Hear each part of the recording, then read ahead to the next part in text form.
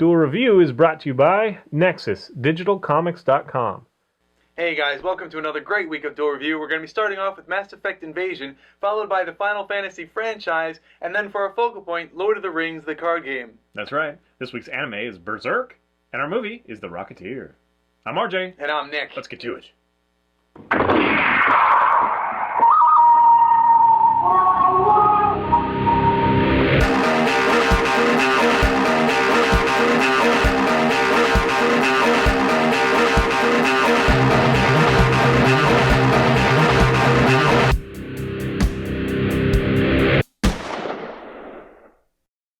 Hey guys, welcome to Monday the 18th of February. We are doing Mass Effect Invasion. That's right. So we've been doing the Mass Effect trades lately. We did Redemption first and then Evolution last week. So this is the third one. It is a collection of a 4-part miniseries.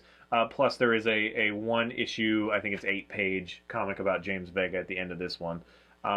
So anyway, this one centers around Aria T'Loak and Omega, the station Omega, and her club and her basically control of Omega and battling for control of Omega with Cerberus.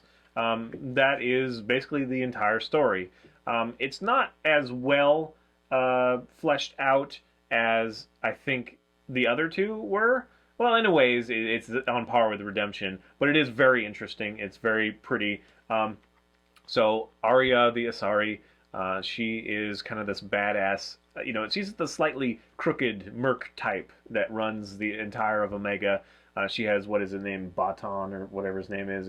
She's got several lackeys that you can tell that there's tension there when you play the game, that if she wasn't there, they would have to, they'd try to get control for themselves. Right. So it's really that backstabbing kind of environment. And you always wonder, what's Aria's deal in the games? Well, this does a good job of giving you a snippet of that. You don't get to, how she came into it, really. She just is the leader, and she kind of is losing control and gets it back.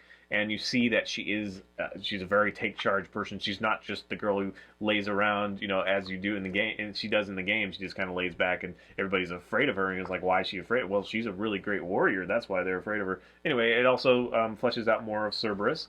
I don't think it does quite as good of a job of giving you the information that you really want to know outside of Aria. It doesn't really fill in a whole lot. I mean, it does a little bit about Cerberus, but not really. It's like you already know that Cerberus does this sort of thing all the time, but it is interesting. The art is very well done. I think that of the 4 that have been released so far, hopefully there'll be more in the future, the first 3 are very solid and very similar. It's the 4th one that kind of breaks the rules, so we'll talk about that next week. So, again, in this one, you're really just following Aria, and she has no plans of leaving Omega, but she is forced to leave Omega at some point, and just the struggle for power. That's really all it is. There's not a whole lot to talk about, but it is very interesting. I don't know. I don't know what else to say about the story. It is fun to see the biotic powers, just as it was in Redemption with Liara. Yeah.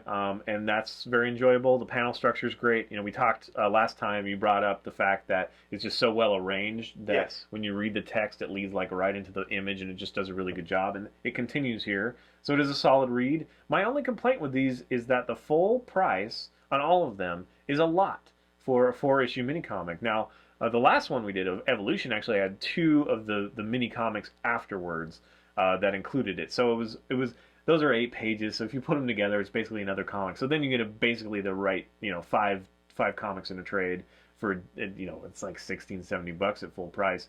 But having said that, you can find them for sale prices. And I think if you're a Mass Effect fan, all 3 of these are very good.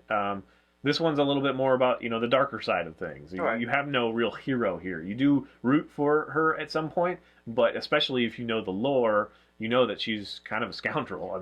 She really is. I've always liked Aria because, she deals with a lot of underhanded things, but she always had like this kind of sense of class about her, on how she did it. But it's not. She took that. She didn't. I know. It wasn't but given to her. I think that's also why I like her, because she takes it. She owns it. It's like a corrupt Han Solo. We brought that up a lot because whatever. Right, because the George Lucas has got a mind. And then also the cover art of the last. Oh, right, yeah. But yeah, I like that about her. I like, you know, her just her aura, just the things that she does, how she acts. I like that. Aria's aura. Yeah. I just would have.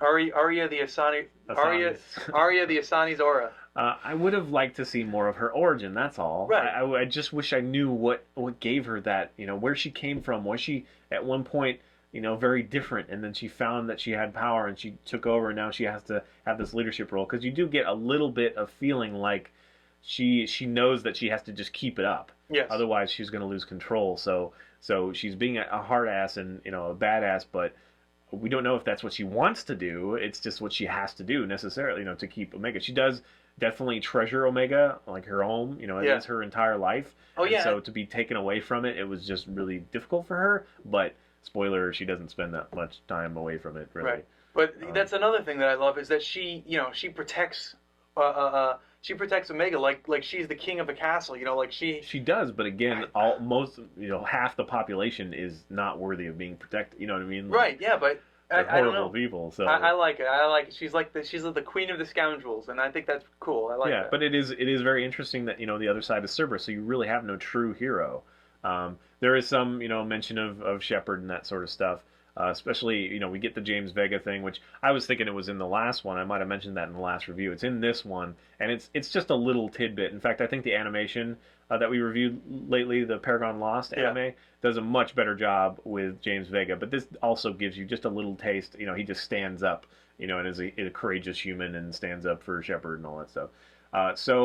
So altogether, again, I'm really enjoying these all together, and they're going to be part of my week of Mass Effect or month of Mass Effect, however long it takes me. You know, I really want to play the first game again now that I know it's finally on PS3, and these comics are going to fit right in. I'm going to have to read them out of order in order to make them all, you know, chronologically work together. But yeah, this one, if I read it right before 3, brilliant, perfect. I love it. Okay. So I am really enjoying them, and I hope there's more. I wish they. All of these are small enough stories that they do take enough time with them. They don't rush through them, so that's really nice. I just wish there was more. That's all. I mean, where's the Krogan one? I mean, hopefully they'll come up with that. The next one does have to do a little bit with Tali Zora, you know, and her people, but we haven't had Krogan. We haven't had, you know, whatever. We had a little bit of the Duel, but not really about. I mean, that would be interesting. I like we don't know a whole lot about him. You know, Thane, the Drells. The cool stealth guy. Yeah. So yeah, there's so much more they could mine, and I would love to see it in comic book form. I know the books have been okay. They've been received more than like the other BioWare property, Dragon Age. People aren't really enjoying those books so much, and I think that a lot of it has to do with, exploring lore that wasn't told in the game. So it's a little easier to be like, okay, well, you know, it doesn't need the same writer and that sort of, you know what I mean? Like, yeah. They can take a little bit of liberty and it still all works together. It doesn't contradict each other. So anyway, so yeah, I hope there's more. I really do. I don't think that a lot of people are buying these, and I don't blame them because it took me forever to buy them because they're expensive. Especially when you can get like Walking Dead or 28 Days Later or something for like $10 a trade. Yeah. To have one that's $17 and yeah, I know it is worth it. I don't. And we are proponents to support your local comic shop. Absolutely. So please, but yeah, they are expensive. Yeah, so they can get out there.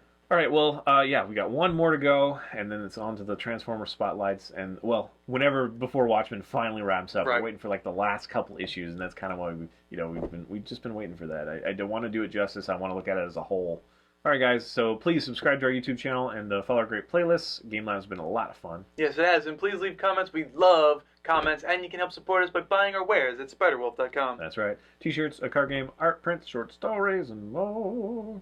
See ya. God damn it! You're doing good. Catching up. Next time on Do Review, we'll look at Final Fantasy the game. Hey guys, welcome to another great week of Duel Review. We're going to be starting off with Mass Effect Invasion, followed by the Final Fantasy franchise, and then, for a focal point, the Lord of the Rings, the card game. Got a lot to say. I had to say, Berserk Rocketeer. Hey guys, welcome to Monday the 18th of February. We are doing Mass Effect Invasion. Hey guys, welcome to Monday the 18th of February. We are doing Mass Effect Invasion. That's right. So this is the third trade, and we've of course been doing the other two. We did, Redemption and remember the one with Evolution. All right, guys. Please subscribe.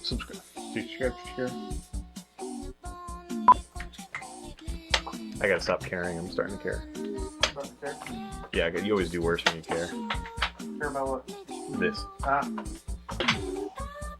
It's gotta be like, whatever, man. I don't care. I don't care, man.